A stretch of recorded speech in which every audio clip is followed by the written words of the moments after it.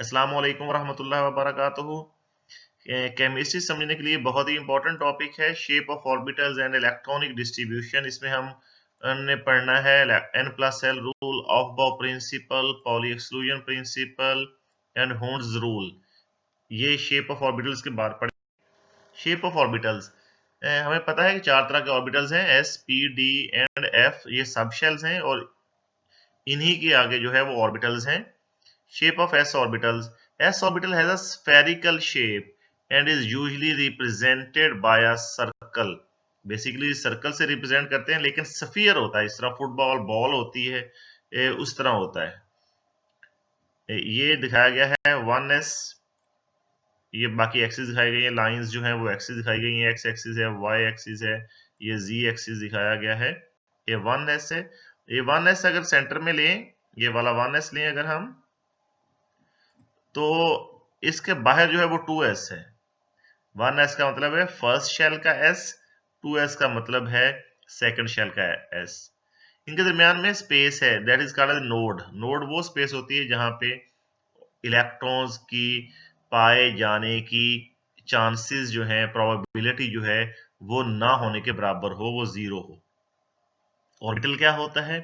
Orbital वो space होती है where there is maximum probability of finding out an electron. Electrons basically orbitals में रहते हैं और क्लोजली रिलेटेड ऑर्बिटल्स को हम कंबाइन करके हम कहते हैं ये सब शेल्स हैं। और वो जो रिवॉल्व करते हैं अराउंड द न्यूक्लियस, वो शेल्स होते हैं, वो पाथ होता है। ये फॉर एग्जांपल, ये अगर हम कहें ये 1s है, ये ब्लू का 1s है और इसके बाहर जो है वो 2s है। इसी तरह ये ब्लू 1s, ये रेड वाला जो है वो 2s और ये 3s।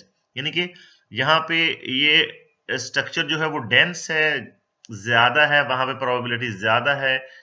जो बाहर जाएंगे या अंदर को आते जाएंगे, तो ये ब्लू में देखें आप, ये जो है ये वाला हिस्सा, यहाँ पे इलेक्ट्रॉन्स की प्रोबेबिलिटी जो है वो बहुत कम है, लेकिन ओवरऑल ये शेप ऑफ ऑर्बिटल है एस। इस तरह पी ऑर्बिटल जो है मैग्नेटिक क्वांटम नंबर से पता चलता है हमें कि 3 वैल्यूज हैं। इसका मतलब है 3 तरह के पी ऑर्बिटल्स हैं। हम कहते हैं डंबल शेप, जिसे हम जिम वगैरह में जाते हैं डंबल कहते हैं ना, ये डंबल शेप है। ये है जी शेप ऑफ पी ऑर्बिटल। अगर एक्स एक्सिस पे होगा तो पी एक्स कह देते हैं, वाई एक्सिस पे होगा तो पी वाई कह देते हैं, और जी एक्सिस पे होगा तो पी जी कह देते हैं। या आप यूं कह लें, ये वाले जो है नीचे नजर आ रहे हैं, ये एक पी है, ये दूसरा आप कह लें ये पी है। ये यहाँ पे इलेक्ट्रॉन प्रोबेबिलिटी मैक्सिमम है। ये पी ऑर्बिटल्स है। डी ऑर्बिटल थोड़ा सा कॉम्प्लेक्स होता है। 5 वैल्यूज हैं डी ऑर्बिटल की, D X Y, D Y Z, D X Z. ये यहाँ पे है D X square, Y square और डी जी स्क्र। पहले जो 3 हैं उनके डी ऑर्बिटल्स एक्सिस के बीच में होते हैं, और दूसरे जो हैं, बाकी जो दोनों हैं ये वाले, इनके जो एक्सिस हैं, सॉरी, इनके जो लोब्स हैं वो एक्सिस के ऊपर होते हैं। एक्स स्क्र, वाई स्क्र, ये एक्स पे और वाई पे इनके लोब होंगे, और जी स्क्र जो है जी एक्सिस पे होगा ये lobe.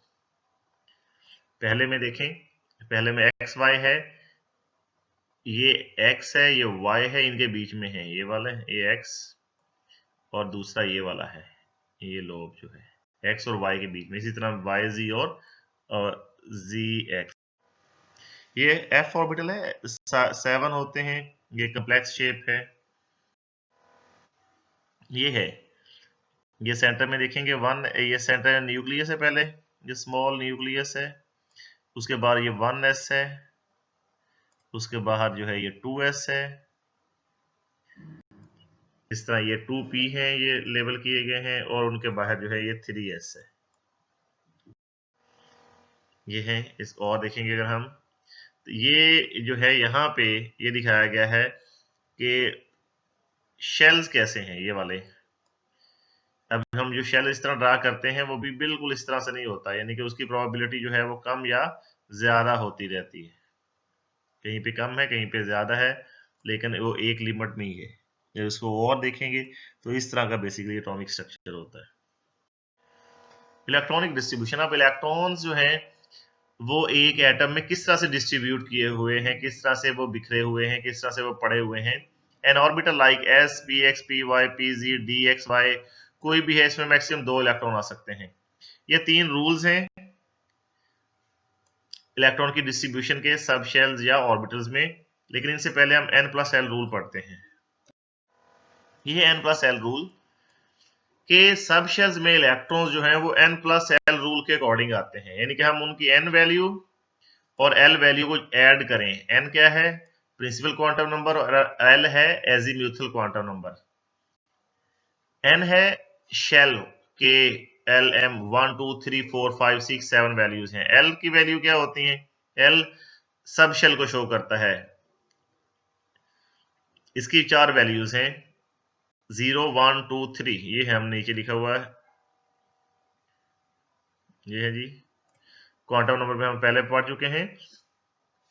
n plus L rule क्या है?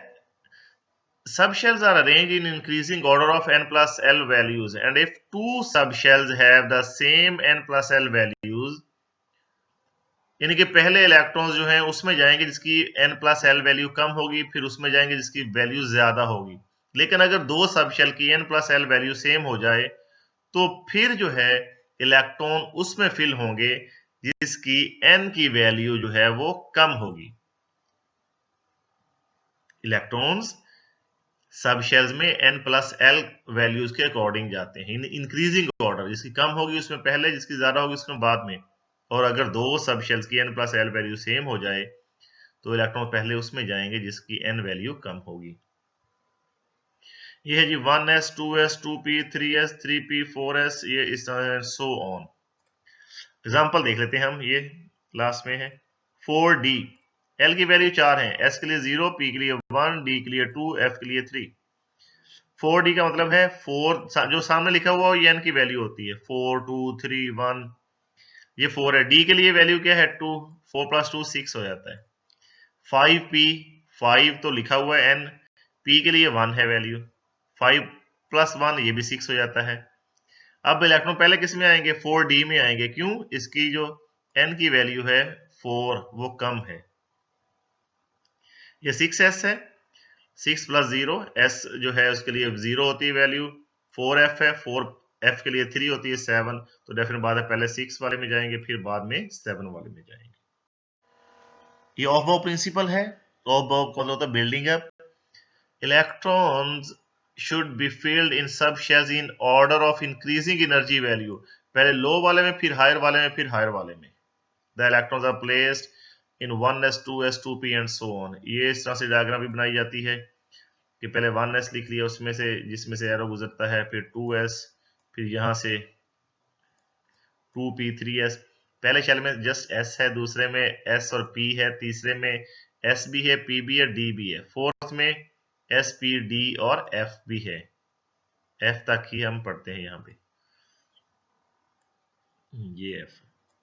या यहाँ पे देख लें, ये पहले 1s में इलेक्ट्रॉन जाएंगे, फिर 2s में, फिर 2p में, और and so on. Poly exclusion principal ये है कि ऐसा मुमकिन नहीं है कि दो इलेक्ट्रॉन्स जो हैं वो एक ही ऑर्बिटल में हों और उनके स्पिन जो है वो भी सेम हो, यानी कि उनके चारों के चारों क्वांटम नंबर की वैल्यूज जो हैं वो सेम हो। It is impossible for two electrons in same orbital to have same values of 4 quantum numbers, यानी कि प्रिंसिपल क्वांटम नंबर उनका शेल सेम हो सकता है, एजीम्यूथल क्वांटम नंबर उनका सब शेल सेम हो सकता है, थर्ड है मैग्नेटिक क्वांटम नंबर उनका ऑर्बिटल सेम हो सकता है, फोर्थ है स्पिन क्वांटम नंबर वो सेम नहीं हो सकती, स्पिन अपोजिट ही होनी चाहिए एटलीस्ट, या यहाँ कह लें two electrons in an orbital must have opposite spins. ये देखें, ये 2s है, सेम ये एरो जो है ये शो कर रहा स्पिन को, दोनों की स्पिन ये सेम नहीं हो सकती, ये होनी चाहिए वन, यानी कि एक की क्लॉकवाइज दूसरे की एंटी क्लॉकवाइज। एंड लास्ट पे है हून्स रूल, इसे कहते हैं Hund's rule of maximum multiplicity भी कहते हैं। वो कहता है if degenerate orbitals are available, अगर इलेक्ट्रॉन्स के लिए अलग अलग ऑर्बिटल्स अवेलेबल हों, डीजेनरेट का मतलब होता है, सॉरी, डीजेनरेट का मतलब होता है सेम एनर्जी के, अलग अलग ऑर्बिटल्स सेम एनर्जी के अवेलेबल हों, और and more than one electrons are to be placed in them, और उनमें इलेक्ट्रॉन फिल करने हो तो कैसे फिल करेंगे? Electrons should be placed in separate orbital with the same spin, electrons अलग अलग ऑर्बिटल्स में जाएंगे ताकि उनकी प्राइवेसी हम यूं कह लें कि मेंटेन रहे, बरकरार रहे, और स्पिन जो है उनकी सेम होगी, rather than putting them in the same orbital with opposite spin, और अगर सेम में जाएंगे तो वो अपोजिट स्पिन होगा, इसलिए वो सेम में नहीं जाएंगे अगर उनके पास चांस होगा तो। ये देखें पहले 1s 2s, अब 3 ऑर्बिटल हैं, 2px 2py और 2pz, ये 3 है, 2p लिखा हुआ ये सब शेल है, 3 इलेक्ट्रॉन्स हैं, एक इसमें ऑर्बिटल में प्लेस किया, दूसरा इसमें जाएगा, तीसरा इसमें जाएगा। ऐसा नहीं होगा कि 1s 2s के बाद 2px में दोनों चले जाएं, 2py में एक चले जाए और 2pz में कोई भी नहीं जाए, ऐसा नहीं। और ये था शेप ऑफ ऑर्बिटल और इलेक्ट्रॉनिक डिस्ट्रीब्यूशन। अस्सलाम वालेकुम।